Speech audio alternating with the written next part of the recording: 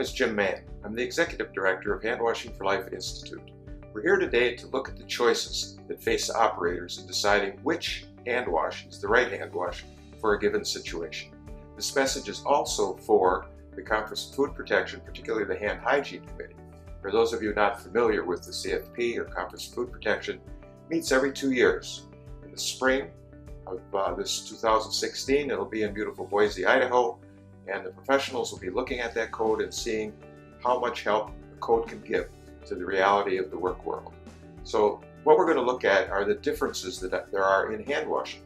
First of all, what we call the core hand wash is what's reflected generally in the food code. Take water, pre-rinse your hands, take the soap, rub those. Some people will say wash your hands for 20 seconds, sing happy birthday twice. Well, we generally say the code will be more like a minimum of 10 seconds. We prefer 20.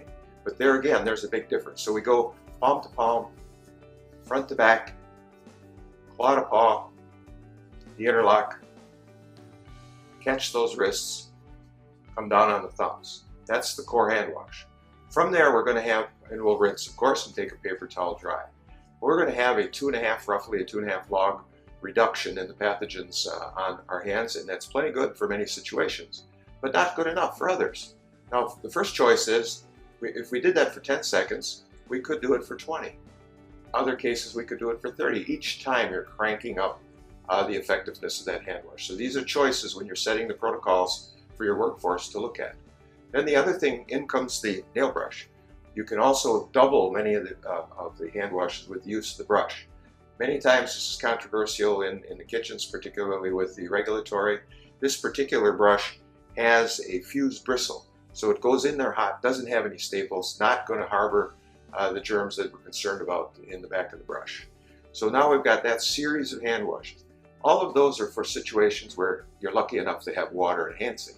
But as you know, many times in food service, as we're trying to move that food closer to where the people are, we don't have a hand sink. So what should we do there?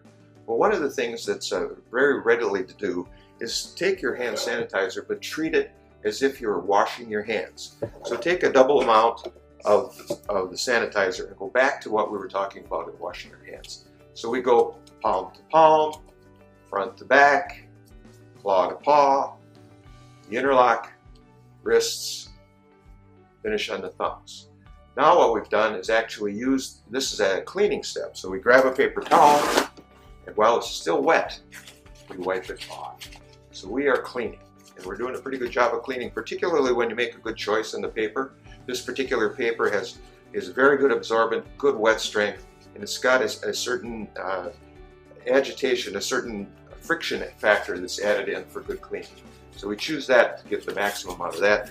Now we have a hand wash that's pretty good. Now we call that the rub scrub, sometimes called Sandy Once. If we're really concerned about the area and the safety, we can go back a second time, and this time use it as directed.